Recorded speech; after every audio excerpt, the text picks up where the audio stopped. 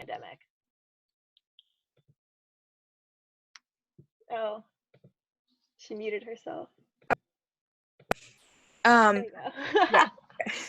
Yeah. We hope this fireside chat will provide you all a glimpse into life at Georgetown and an opportunity to hear about our panelists' stories and experiences. This discussion will be about an hour long. The first half will be your panel answering questions, previously submitted questions, while the second half will be an open discussion with you all. In the meantime, please share with us in the chat box what you hope to get out of this call, and we will do our best to help. We encourage all of you to turn your cameras on so our panelists can see who we're talking to. However, only do so if you consent it to being recorded. We will be uploading the recording to YouTube for other students to watch and for you all to refer back to in case you want to remember what we talked about. We are going to kick things off with introductions. So let's have each of our panelists introduce themselves with their names, pronouns, hometowns, years, majors, and the first thing they're going to do when quarantine is over. All right, Margaret, so you're first. Hi, everybody. My name is Margaret. I use she, her pronouns. I'm from and currently in Eugene, Oregon. I'm a sophomore in the college at Georgetown, majoring in theater and performance studies, minors in music and justice and peace studies. And I mean, I gotta hug my friends. That has to be the first thing I'm gonna do, is just find my best friends in the world are home right now and, 10 minutes away from me and I can't hug them. So that has to be the first thing I do.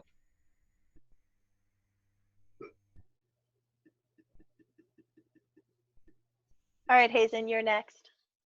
Hi, everybody. My name's Hazen Williams. I use he, him pronouns. I'm from Port Charlotte, Florida. And I'm a sophomore in the School of Foreign Service, which we call the SFS. So you'll hear a lot of those acronyms, but SFS is School of Foreign Service.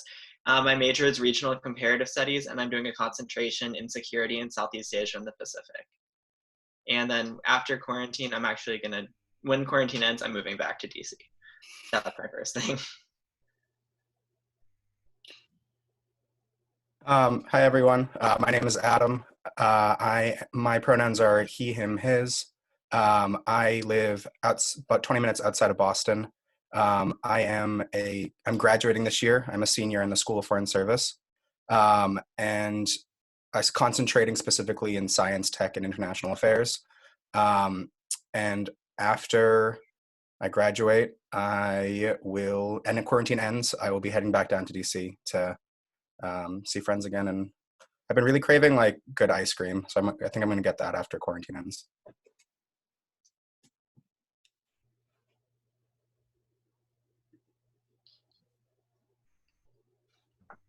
Hey, what's up? I'm Michael. I'm a sophomore right now. I'm from Las Vegas. I study science, technology, and international affairs in the School of Foreign Service. The first thing I'm gonna do after quarantine is done is I'll probably try to I don't know. I feel like I wanna go to a park and play a game of pickup. But I feel like I low-key wouldn't want to do that because I feel like it's already pretty gross to play against sweaty random strangers in the park. And so maybe 2 weeks after the quarantine, that's when I'll play a game of pickup. Yeah, okay. I'm Emma. I am from Charleston, West Virginia. My pronouns are she, her, hers. I'm a sophomore in the School of Nursing and Health Studies, studying healthcare management and policy. And the first thing I'm going to do is go to TJ Maxx when this is over. So. Okay, and my name is Madison Barrett, she, her, hers. My hometown is a small island just outside of Seattle. I am a sophomore in the McDonough School of Business, studying accounting and OPM, which is Operation Information Management.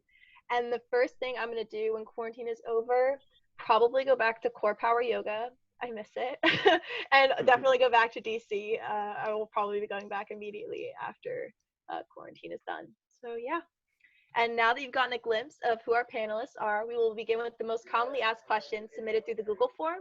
And the first question is, how have you changed the most in college? And how has Georgetown influenced that changed?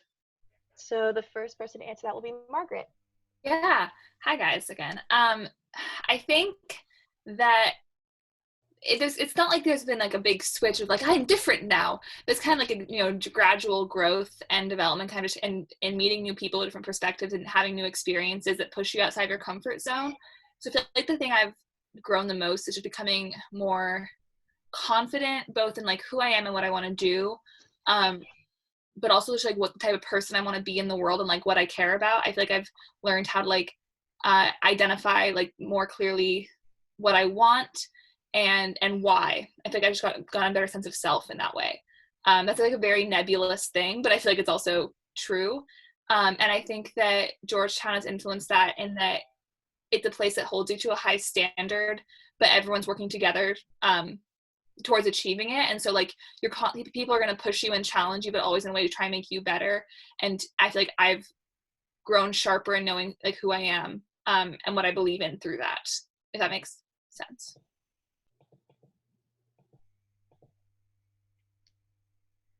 Definitely. Hazen is the next person to answer the question. So I would say if I had to identify one singular change between high school and college, I'd say that it is overall you'll find that in high school, because the goal is constantly going to college, that you do a lot of things specifically to meet the goal of going to college. And when you get to college, you can cut all of those things out and actually be yourself and start figuring out what makes you happy and what you want to do with your time. And Georgetown has a lot of those same opportunities you will have had in high school. A lot of the same clubs you were in high school, you'll find a college equivalent. And you can try those out and see if that is something you still want to do. But there's also a lot of new opportunities through clubs and organizations on campus that you should definitely look at and take advantage of. And like I'm in ROTC now. That's not something I did in high school, and that's not something I ever thought I was going to do. But I'm very glad I've done that and taken that opportunity. So don't be afraid to step out of your comfort zone, because you're going to find out a lot more about yourself as you start cutting out things that don't mean anything to you and replace them with things that do. Yeah, I definitely second everything that Margaret and Hazen said. I guess something different for me, I definitely have become more of a capable person. Like before I came to Georgetown, I probably got lost like driving 5 miles down the road. But like I quickly had to learn how to get around DC, like with walking and scootering and taking the metro on my own. And learning how to like form deep relationships and maintain them and chase the things that you want without like your parents forcing you to. Yeah, so thanks everybody for their answers on that one. The next prompt is to describe Georgetown's student culture and academic climate, and Margaret will be starting us out with that. Yeah. I think one thing that's interesting about Georgetown is that we do have the 4 different schools. If you guys don't know, if you're an admitted student, you've already applied in, but we have the Liberal Arts College, School of Foreign Service, the Business School, and the School of Nursing and Health Studies. And I feel like each school does have its own kind of distinctive academic culture. So that's something to like keep in mind when different people are talking. So I'm in the college, and that's a perspective I can talk from. And I feel academically, it's so interdisciplinary, and that's something I love a lot, is that there's some people who study things that seem maybe at odds. Like I have a friend who's a physics major and an English journalism double minor, or a friend who's a government theater double major with a disability studies minor. And there's just this really beautiful range of interests, and I think it's a really like rich academic climate as a result. And I was a little nervous coming into Georgetown because I have never been someone who's like centered her whole life around school. Like it matters to me, but I've always been more centered on my extracurriculars and those things that I'm really passionate about. And I was worried coming into a school like Georgetown that everyone would just be like study all the time and like not think about anything besides school. And that's, people obviously care, and it's a big part of life. You're there to learn, but everyone is so involved in their extracurriculars, and everyone has things they're passionate about outside of just like kind of on paper academic achievement. So I think that's like the academic climate is this really great mixture of people who are striving to do their best academically, but also who are doing it for a reason. Like it's because they want to make a difference in the world, or they have something they're passionate about, and they know that academic achievement will get them there. And yeah, so that's kind of a nice balance that it hits. Student culture it's similar. It's very club oriented. So you have those really great communities. But I've talked for a while, so I'll let other people maybe address those aspects more. No, that was perfect. I think that my view is very similar to that. And I think that one of the things that I would describe Georgetown's like student culture is very much like future oriented. But the only thing that I will say, like to kind of temper that, is it's not the whole the whole thing. There's definitely a lot of spaces where you'll get people who are, you might have seen them in high school, those people who are like degenerates or something like that, not to use such a it's a strong term, but I think that we all know those types of people. They don't go away in college. They become a much smaller percentage, that's true, but they have a disproportionate influence on what the entire climate is, I think. Okay, so you'll have this giant kind of idea that everyone is in these like super future oriented clubs. Like there's people who are, like Margaret said, like very, very future oriented, doing all these kind of great things like academics for a purpose, a club for a purpose. But then you have this other kind of concept that's equally prevalent. If you happen to find yourself on that certain first year floor, where you'll get exposed to an entirely different part of Georgetown. Okay, and so it's kind of very hard to reconcile these two seemingly like antithetical views of Georgetown, but they both exist and they're both accessible. You can step into either of them, but on a different weekend, on a different day of the week. It's really, really like Margaret said, diverse in interests, but also diverse in the experience that you can get with each different interaction in each different club that you join. So it's very, very, it's so expansive.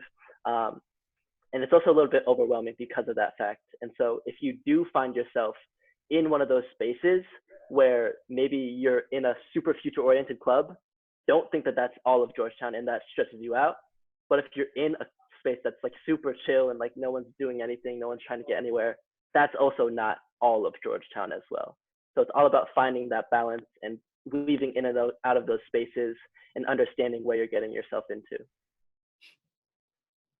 Yeah, I will agree with what Michael and Margaret have both said. The McDonough School of Business is definitely a completely different vibe than the rest of Georgetown. So I'm going to address that because I think they both covered general Georgetown life pretty well. So MSB is probably how I'll refer to it as. It's the McDonough School of Business. But essentially, you get a lot of the future-oriented people in there. It's not everyone, but it's the vast majority, and the culture is quite competitive.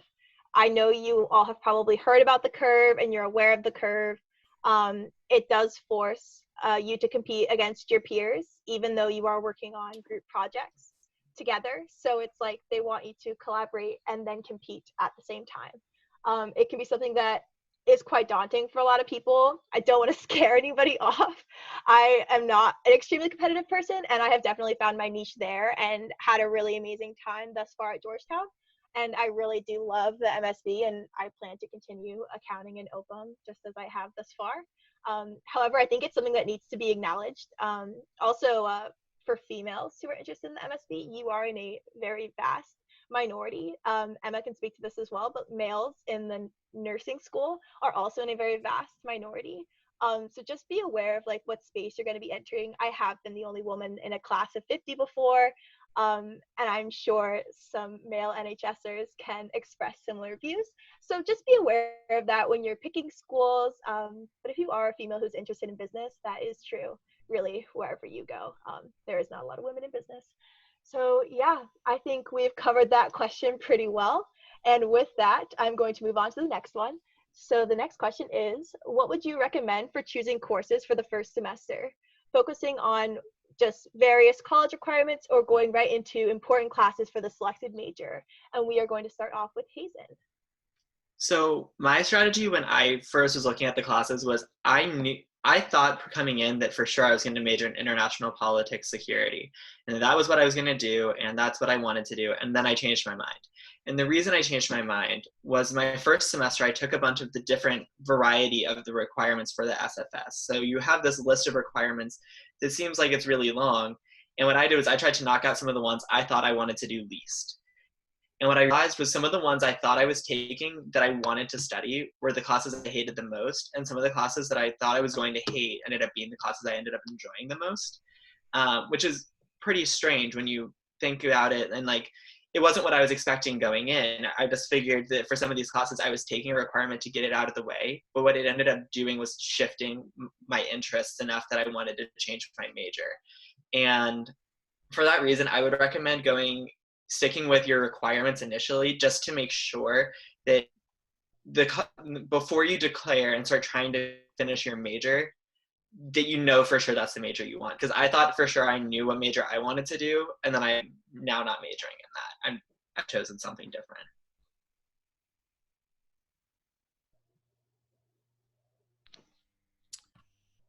Yeah, just to build off of that, I think I'm going next. I would say that definitely agree with Hazen. I want to expand upon that though, saying that it's not just even your freshman year. I personally would encourage, if you are interested in something, definitely pursue it and try to take some classes to confirm that. And if that's the case, awesome. I also came in thinking again, this is for the School of Foreign Service specifically, but I think it applies to many of the other schools at Georgetown as well. I also thought it was going to be an IPOL major, as international politics is called. And I was forced to take outside classes. And my most memorable classes have been ones where I didn't actually really want to or thought I was going to enjoy at all. And I can say that at each of my 4 years, that has proven true. There's every year I've taken classes that I really was dreading. And it ended up really shaping my worldview. It really had a hand in shaping my academic experience. So I'd highly, highly encourage, especially your freshman year, to whatever extent you have flexibility, because I know in a lot of programs, like, again, only speaking for the SFS, you're kind of locked in at least for the first semester pretty much, unless you have a lot of econ already taken care of. It's a little more rigid than I think some of the other, like the college, for example, you have a lot more flexibility, I think. Still have to get some core stuff done. But for the most part, I would really encourage taking breadth of a wide array of courses to really expand your interests. And again, as coming from someone that I really didn't think I was going to enjoy a lot of courses that I was forced to take, I'd highly encourage taking a wide array of courses to expand your knowledge.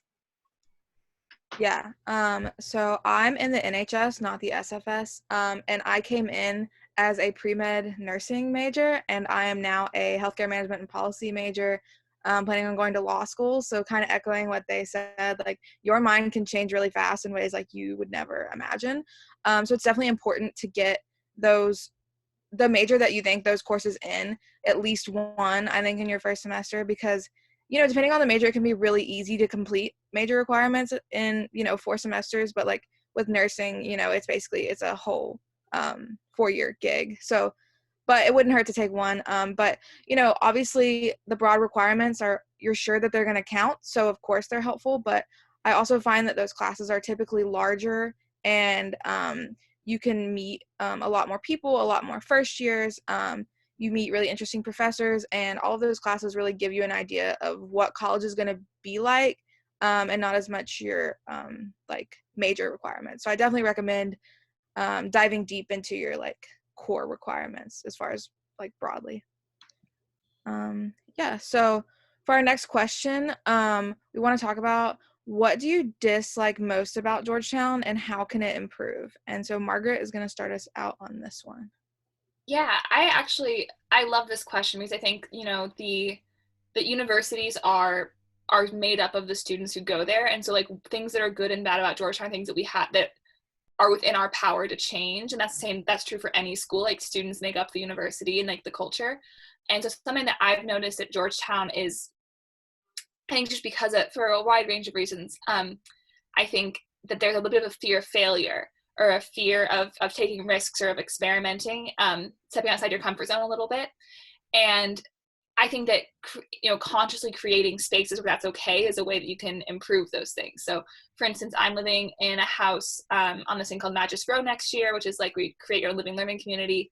And it's the Women in the Arts House. And one of our big focuses is we want to create a space where you can come and be really, really bad at painting, but like paint for an hour and just de-stress, or you are terrible at music, but you like listening to it. So you come listen to people have a jam session, and you just like, drum on your leg or whatever.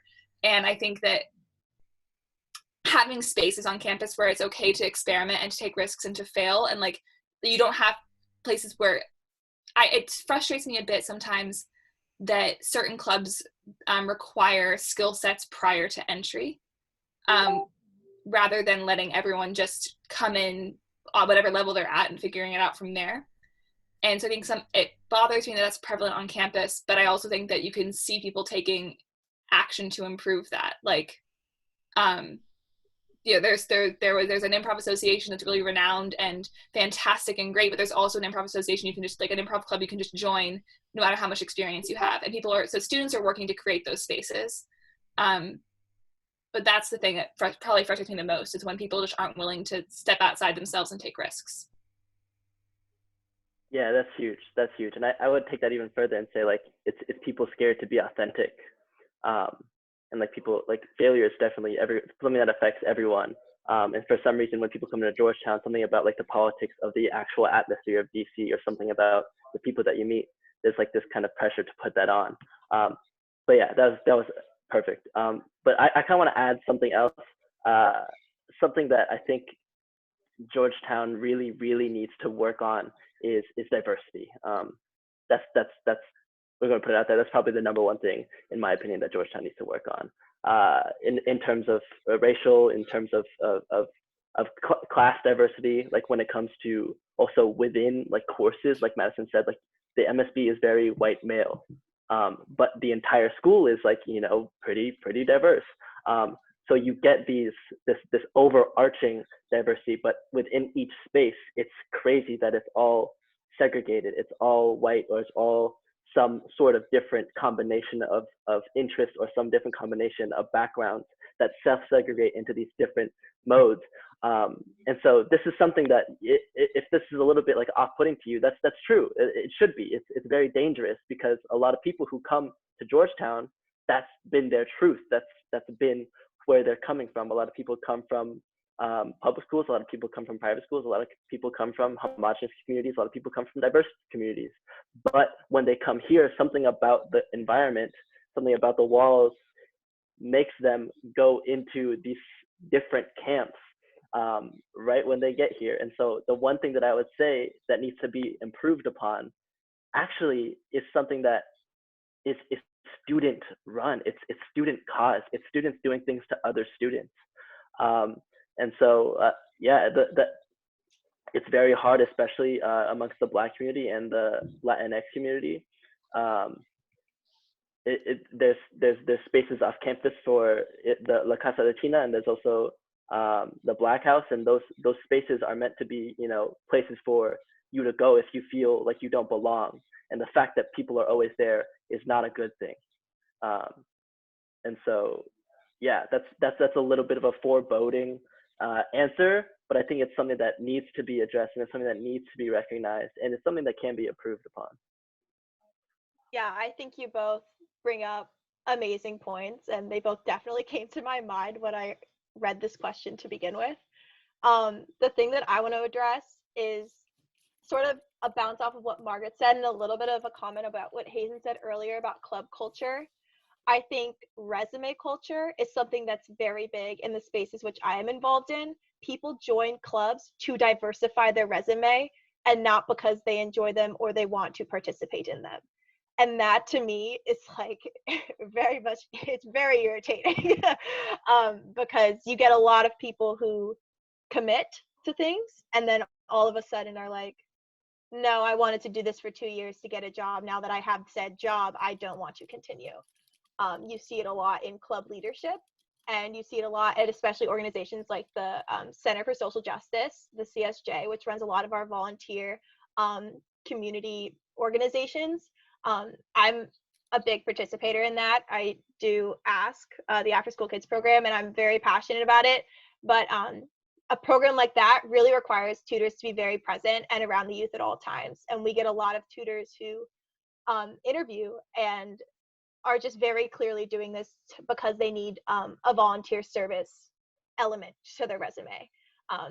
And I'm like, you can't do that with a club like that. And I think a lot of organizations feel the same way, even though they work with youth who are of a completely different background.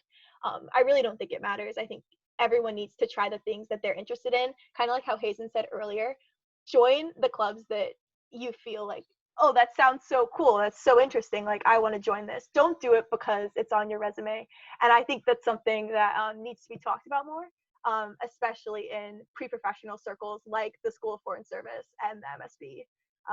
specifically like the finance area of life on campus. I just Yeah. want to jump in Margaret wanted to jump in, so yeah, go there's ahead. very small thing on this, which is, yes, there's a lot of clubs you have to apply for. Yes, it's definitely it's a part of Georgetown culture, but also like I'm not in a single club that has an application process, and I am too busy all the time. Like it's not mandatory. Like there are so many, you can start your own clubs. I started a group because I saw a space on campus that I thought needed to be filled, and we don't have an application process. And like, I'm in theater communities, and you can just sign up for stuff. And so like you can have a very, very full, busy, rewarding life at Georgetown without going through those resume builder clubs or those really elite clubs. And those clubs can also be wonderful and great communities, but it's not the only route. Yes, feel no pressure to join the credit union. Feel no pressure to join the Corp, which is like a student-run. I don't even know, like cookie corporation. They own convenience stores. Yeah. Yeah. But also don't feel pressured. devalued if you want to. But yeah, No, you don't have to. They're great organizations, but they shouldn't define who you are as a person, and don't feel bad if you don't get into them, if that makes sense. Or don't want to do them. Yeah, or if you want to do them, go for it. Be yourself is what we're saying. Yeah, exactly. All right, so I feel like we've stressed that question enough. The next one, which is a bit of a turn, is what's your most memorable experience at Georgetown yet? And we're going to start with Adam. Yeah, everyone can still hear me too. I'm having some Wi-Fi issues, I think. Awesome. I'm gonna actually split this into two. I think I'd like to split between like my most memorable, like more academic experience and more memorable personal experience at Georgetown. So most memorable academic experience was my sophomore spring. I was actually fortunate. I put my name on the wait list for the class, and I was somehow got off the wait list for the course that Madeline Albright teaches. She's the former Secretary of State. She teaches a class that's usually reserved for grad students and seniors. And it wasn't necessarily, I mean, she's amazing, but she has an all-day simulation where it's not, if you've ever imagined Model UN, it's like that, but on like steroids. It was most memorable because it's very easy, in my opinion, especially when you're doing stuff that's more abstract. You feel like you can get lost in it a little bit. And this experience, because everyone wanted to impress her, to be honest, everyone took it so seriously. And it really it made everything kind of come alive, and it helped me remember why I love studying what I do, and hopefully eventually entering that kind of career. That was an amazing experience. And then personal experience, I'm a big believer in that. It's not one specific experience. I'm a big believer that the most meaningful and memorable things often are the most smallest kind of moments. And so what always stands out to me is are the yes, you'll have late nights, but often if whenever you're studying together with friends, my two best friends, we would always, anytime we needed to get work done, we would study together. And it would always we'd have late night conversations, we'd laugh, we'd watch videos, even when we were supposed to be studying, kind of.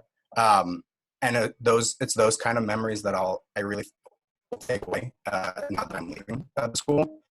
So I say this too because I feel like people often have these grand expectations of the perfect big moments that you might imagine, where in reality, I think what made Georgetown so special for me was a lot of these smaller moments, kind of just studying and being around friends wherever that may be. Yeah, so for me, I have to keep in mind this is recorded, so what can I say? But I don't know, some things I thought about were I got to see Bradley Cooper talk, I got to see Hillary Clinton speak, but really when I read this question, the thing that flipped through my head were the faces of the friends that I've made, as cheesy as that is, and I'm I've never been that person, I've never made deep friendships, but I have made relationships that are seriously going to last a lifetime, and especially through clubs. So I'm in a club, and Michael is too, called Gives, which is a random acts of kindness club on campus, and I made my best friend through that. But we go on every semester we go on retreats, and we go to a little cabin or a little Airbnb, and we just spend time together cooking, learning about each other, learning about our stories, playing games, and it's just, it's just times like those that make you stop and realize, like, this really is some of the best years of your life. And those are like the memories that I think that I'll keep with me. Now, for the last question, imposter syndrome was a concept that many of us heard during our first years at school. So if a few of you want to discuss maybe one of your insecurities as an incoming freshman joining such a selective class, starting with Hazen. Yeah, so I definitely had a lot of imposter syndrome when I first came here, because what you're going to notice is, as has previously been discussed, is there's a lot of people with very similar backgrounds. You'll have a lot of people that came from boarding schools and private schools and had the money to go do that. And I'm not from that type of background. I went to a small public high school that's not rated very well. And I just felt like, yes, my successes had been great at my high school, but how did that help me compare to this class of people that had the opportunities in high school to do all these amazing things that I didn't have? And then what you really need to realize is you were chosen by a board of people, and Georgetown has a fairly low acceptance rate. You were chosen over a lot of other people because you have something that the admissions board saw that they thought they wanted on campus. So you got into Georgetown on your own merit, and your own merit's not necessarily going to be the same merit as anyone else in the school, and it shouldn't be the same as anyone else's at the school. So my insecurity stemmed from the fact that I wasn't from a rich private school or a boarding school, because at least on my freshman floor, it felt like everyone seemed to be from one of those backgrounds. But what you'll realize is you got in on your own merit, and regardless of whether you went to one of those rich private schools or whether you went to a public school, you got in on your own merit for the most part. I won't say everyone did, because there definitely seem to be some people that we've had some scandals. But we, for the most part, people are here on their own merit, and you have to remember that when you get here, so you don't have to deal with the imposter syndrome. No, that's for real. That's for real. Yeah, like just about it, each of you. Yeah, you earned the spot here. That's something that's definitely true, and people will tell you that when you get here. But it's something that's hard to believe in. I want to answer this like really, really quickly because I think we want to get to audience questions. Yeah, my struggle with imposter syndrome has been mainly because of like just something like social groups. The way that I was raised and the conversations that I've been in. I'm from Las Vegas. Also a public school. It's very much a different style of conversation where it's something more of an East Coast, West Coast thing rather than an affluent or non-affluent thing. I think it's just the style of conversations where you have to butt into a conversation with your opinion, like ready, like and wearing it like on your fists. Whereas where I'm from, it's a lot more like the Asian, I guess, style of conversation where it's like, if you have something to say, you will be able to say it. And then there's going to be 90% silence regardless. And so that's been one of the biggest things, like kind of dealing with people who are very well-spoken. And by well-spoken, I mean, can fill the space of the silence. And so, yeah, it's just kind of an ability to get okay with not being heard sometimes, or being able to speak up and butt into a conversation. That's something I had to learn. Yeah, and just to finish up, I'd say my biggest insecurity, it's for me, it wasn't as much necessarily academics. I mean, it's hard, and everyone struggles. For me, my biggest sense of imposter syndrome, and I think people have already talked about it, was, and it hit me a little later, not necessarily right in the beginning of freshman year, but it's very common at Georgetown, and I stress that you not do this, to define yourselves by the things you do. You're much more than the clubs you join. And very often, Georgetown students will like to identify with the clubs they're in and the activities they do on campus, when in reality, you're so much more than that. Just kind of touches on a little bit kind of what I would change about Georgetown. I think my biggest imposter syndrome was I was that person that was like, oh, everyone talked about how selective some of the clubs were, and I really didn't realize it. And so I was kind of stunned, to be honest, when I got rejected from pretty much everything.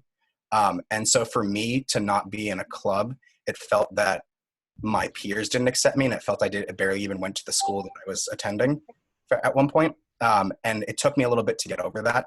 And ultimately, am so much more better off for realizing that you are not defined by the things that you do on campus. You are so much more than that. And it took me a little bit to realize that. So that was my biggest sense of imposter syndrome first year. Yeah, so we are going to move on to just 2 rapid fire questions where we'll all just answer in basically a sentence. So the first one is maybe starting with starting with Hazen. What is your favorite first year class that you took? For me, it was Problem of God. Okay. For me, it was Intro to Cultural Studies. For me, it was my first year seminar with Professor Dog in the MSB. I took Intro to Sexuality Studies and loved it. Mine was Problem of God. And mine was my pro seminar, Youth in the Arab World, which was really interesting.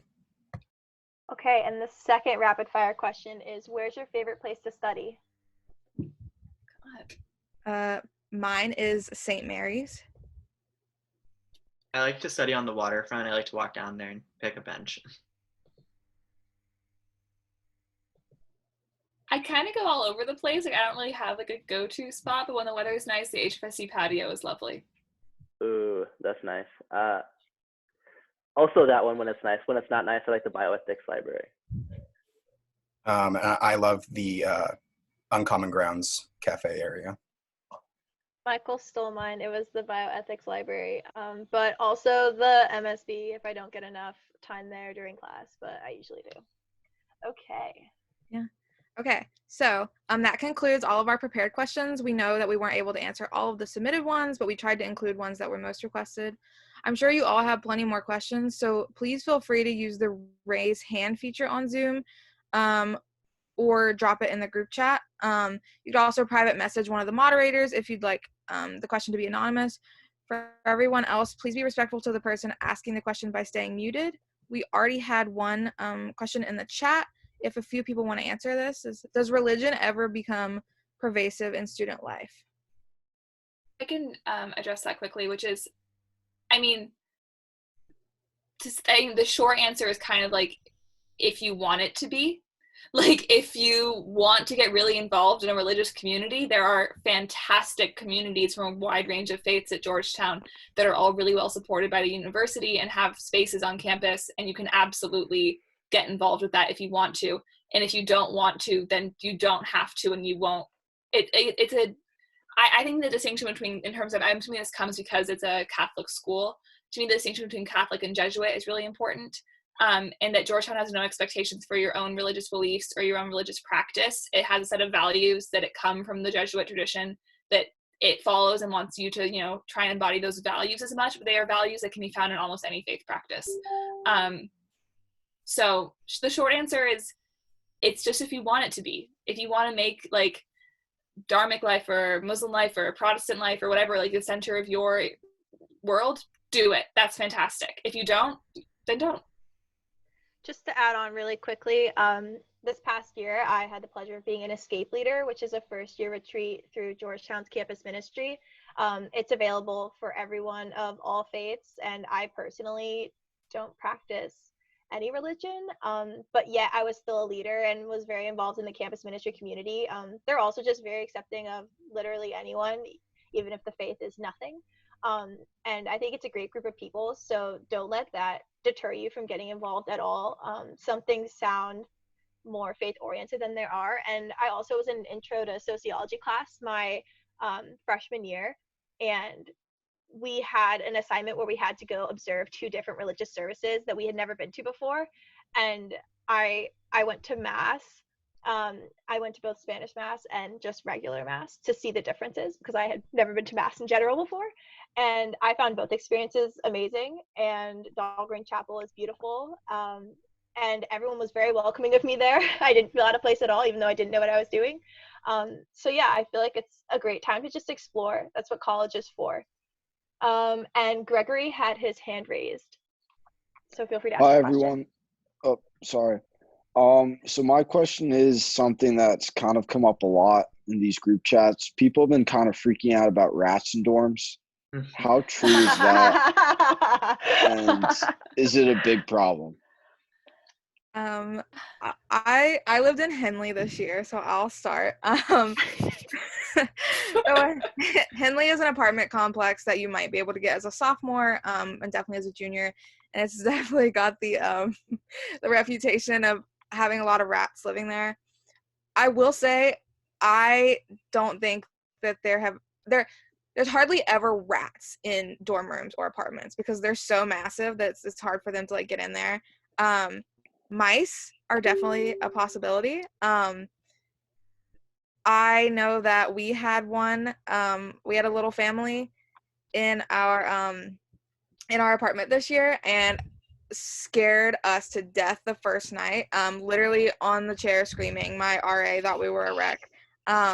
But you just learn to deal with it. The maintenance does come. They actually are helpful most of the time. And they set sticky traps. We never saw, I don't want to be like graphic, but this is what I would wonder. We never saw like their poop or anything like that. And we never saw like where they had chewed into any of our stuff. And definitely that was my biggest fear going to Georgetown, which sounds ridiculous. But you grow to either appreciate them or just stay out of the living room after 11 p.m. Yeah, I'll say like you're living in a big city, so like rats specifically, if you're living in a big city, they're around, they're not going to hurt you. It's, if you go to school in any major city, you're going to see rats around the place sometimes. Yeah, like that's just kind of, I'm not going to say, speak further. That's a fact of life in large urban areas. And yeah, I was going to say 3 of us are RAs on the panel. Personally, I have never had a rat incident in Harbin Hall, which is one of the first year dorms. I have also never heard of a rat incident in New South. And last year, I believe there was only one in Darnall, which is considered to be the one that would be most, the probability is much higher that there would be one. So yeah, I feel like it's not that big of a deal. You're just in a city, so they're around, but they're not inside the dorms. And then what I would say is I am an RA also, and I did have a mouse situation on my floor, not a rat, a mouse. But if you are worried that a rat or a mouse could be getting into your room, you can actually message maintenance and have them provide like a door sweep for underneath your door so that there's not that little crack at the bottom, and they will do that. You just have to say that you are worried about that, and they'll come do that. It's not something that's difficult to request. And that's kind of my spiel on that. I have another question that was privately messaged to me. It is about sororities and Greek life on campus.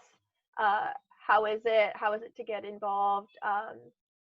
Do people rush? And I have an answer to it if nobody else does, but somebody else can chime in. Go for it. So for me, I've seen rushing happen in like 2 different ways. I think, just to be clear, sororities and fraternities are technically not campus approved. They are not approved through Georgetown's administration.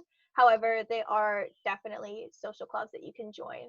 I know that there are 3, maybe 4 main fraternities on campus that are like purely social. I think there are 2 social sororities. I might be totally wrong with those numbers, but those sound right to me. And then there are other ones that really specify in like a certain area. So for example, I'm going to mess up the acronym, but APO, I'm pretty sure, is the business fraternity, which you can join. People are shaking their heads. I'm sure I said it wrong, but there's a business fraternity that can be joined by anyone who's interested in that area, even if you're not in the business school. And then there's also DPE, which is the social, like, foreign service sorority. And that they focus a lot on like foreign service issues in general. So yeah, those are my 2 cents about it. But they're not exactly super popular. It's not exactly pervasive on campus. It's kind of just like any other club. Okay, I think the official stat. Oh, sorry. Go ahead. I think the official stat is about like 7 to 9% of Georgetown students are in some form of. I don't know if I think it's around 7 to 10 is in there. The last time they put out the statistic. But they really aren't it's there if you want it. None of them are officially recognized by the university except for APO, which is the community service oriented fraternity. But other than that, it's there if you want it. You just won't have like university sponsored housing, but it's by no means like necessary for like your social life or anything, but it is there if you want to pursue that. Yeah. Okay, so we kind of touched on a similar topic, not this exact topic. So if someone who didn't answer the similar question, one person wants to take this one. Did you find the transition from high school to Georgetown difficult? If so, how did you adjust? So who wants to go for that one? I can speak. I moved all the way across the coast, and I'm sure Margaret did as well, being from Oregon. Yep. Love the Pacific Northwest. So it was definitely different, just like climate-wise. People wear suits every day in the MSB, so that was a really different vibe for me. However, that is not true of the rest of Georgetown. Like not even a little bit true. It's kind of the opposite, actually. So that to me was definitely a difference in the way people dressed and the way people acclimated. But I honestly just continued to be myself. I didn't feel too much pressure to change to be East Coast preppy, even though that is more the vibe of the business school. I also, like, homesickness wise, I definitely have just like started calling my parents every Sunday at 8 p.m. Like that was the time we scheduled, and we like Skype, and you don't think you'll miss your parents, but you will. And it's kind of nice to have that little sense of home, and that definitely made the adjustment so much easier because you kept being reminded of like home life, and you were like, oh yeah, that's high school and this is now, and I'm evolving. Yeah, somebody else can take it. I'd love to add one thing. So I had a bit of a different path in that I took a gap year. So I lived in a foreign country for 10 and a half months between graduating high school and coming to Georgetown. I lived in Bulgaria. And so like, if anyone is considering, I know that's not like a general topic for everybody, but if anyone's considering like gap year, gap semester, that sort of thing, I'm sure with like everything that's happening in the world right now, some more people might be thinking about wanting to wait to start college until we know what's happening. If you are interested in that, you PM me. I'll send you my email address. We can chat more there. I don't want to take up time for the general session with that. But if you're interested in like gap years or those sorts of things, doing that with Georgetown, the experience, how it helps you prep for college, I would love to talk to you about it because I'm a big advocate. Okay. Next question. Yeah. Or do you have a private one? No, go ahead. Okay. The next question is it common for people to do peer STEM at Georgetown? Or you see if people can cover? Yeah, no, it's definitely very common. The biology program is awesome. I went into the school as a biology major, and it's such a great community, and it's such great people. And biology is really huge, and they really take care of you well, especially if you're pre-med.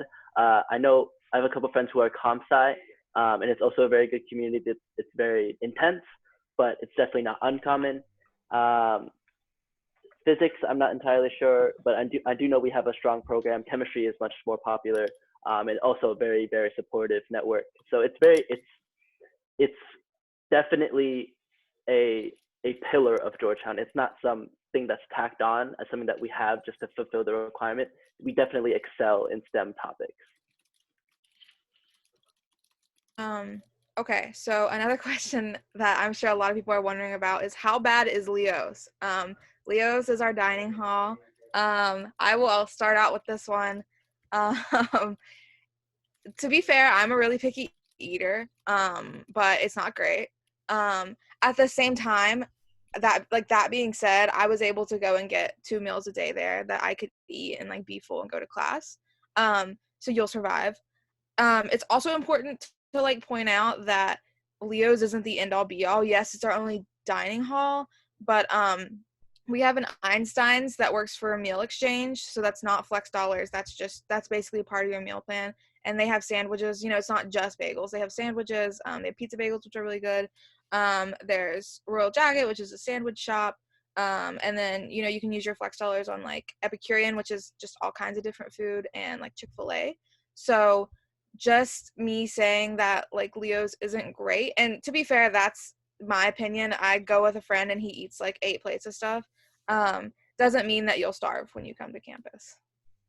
So when I was a freshman, I definitely was on the whole train, like, we all hate Leo's, like, what is Leo's doing? And what I will say is I did a summer exchange program at another university, which I will leave unnamed for their sake, but their food was vile, and I now have a firm appreciation for Leo's. And I honestly, like, Leo's is kind of Aramark's pet project. They funneled millions of dollars into reconstructing Leo's and trying to like make it a model for what they do so that they can advertise it to other colleges. So we're getting the best of what Aramark offers at Georgetown, and that doesn't necessarily mean it's great, but it is definitely livable. The people I know who run into issues, the biggest issues, are people who have dietary restraints. I know that a lot of my friends that are vegetarian or vegan really have trouble with Leo's, and it looks like Madison might be able to expand on that more than I can. Yeah, I became celiac while at Georgetown, and oh boy, has it been like the worst eating experience of my life. If you have a dietary restriction, I'm gonna be honest with you, it's not great. They will tell you to go off the meal plan. If it's vegan or vegetarian by choice, they'll say that's your choice. You still have to pay for the meal plan. However, if you have like a serious allergy, i.e. like I can't eat gluten, period, like gluten can't touch my food, they'll allow you to go off the meal plan, which is interesting because then you have to pay for your own food in the Georgetown area. Honestly, I think the best way to do it is to just stay on the meal plan but buy a really cheap one. Leo's has been trying recently actually to do a lot of accommodations. They're the only place I know where I can go to get something completely gluten-free. So even though people rat on them a lot, they're actually the only place on campus that will accommodate me to some degree, even though it's a very small degree.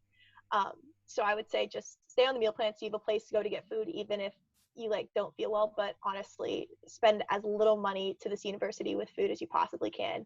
Uber Eats is your friend. M Street is your friend.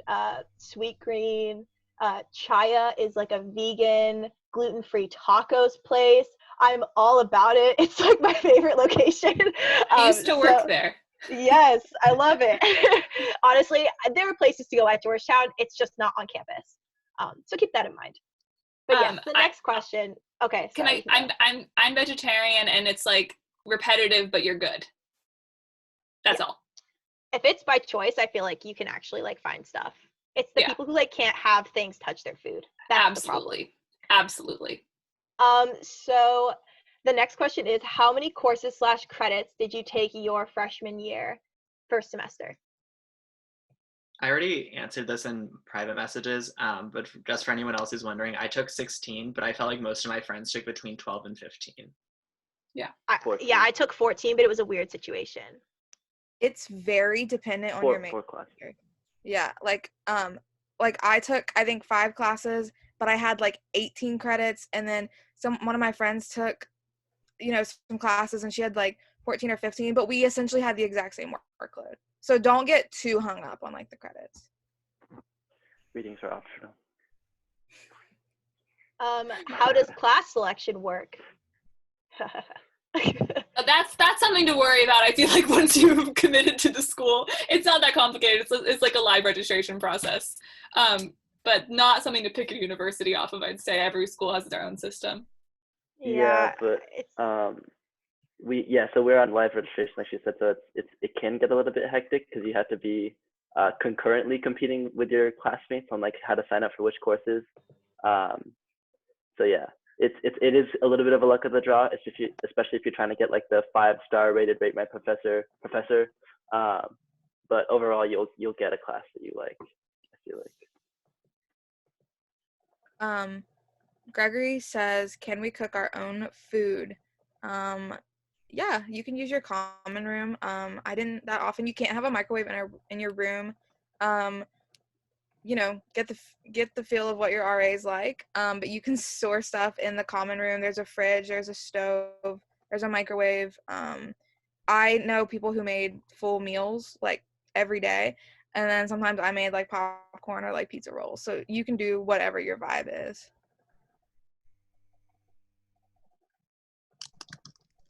I have a question that was messaged directly to me, if that's cool, which is, can I talk about being a theater major at Georgetown? And I would love to do that because I think that the arts at Georgetown are often somewhat overlooked.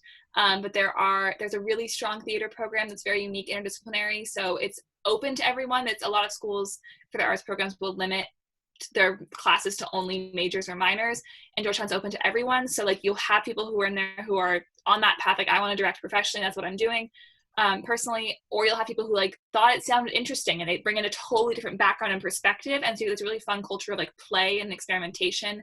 And it'll be in a theater class and have people jumping in saying like, well, you know, in my, I don't know, some SFS course that has a really long, complex name and mentions 4 countries, we talked about this, and this is really relevant to what we're doing right now. You know, it's a whole, like, you get all the different perspectives in the room.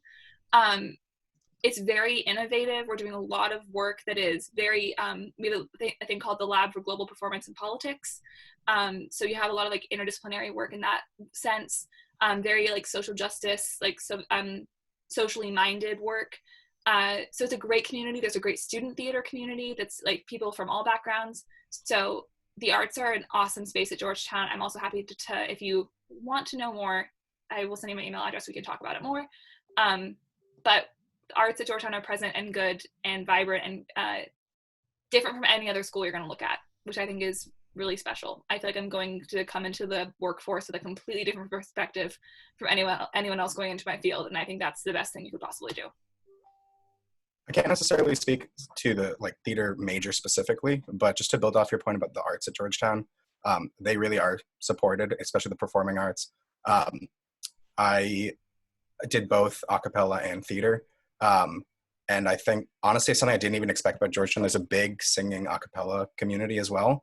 And the theater community, there's multiple different theater organizations for different types of productions. And some of the oldest theater groups in the country too. And so it's really well supported, and it's a very good community that pretty much, if you're looking to get involved, you will find a way to get involved. And the university does a really good job of providing funding and providing the opportunities for students to do anything in the performing arts or the arts in general. Okay, so I have to butt in because that was our last question and we are out of time. If a few panelists want to stay for a little bit longer, I'm not sure about everyone else's availability, but I definitely am able to.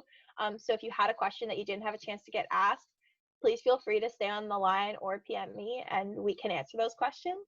But with that being said, thank you all for joining us, and thank the panelists for volunteering their time, and congratulations to everyone for being accepted. It really is truly a huge thing to do, honestly.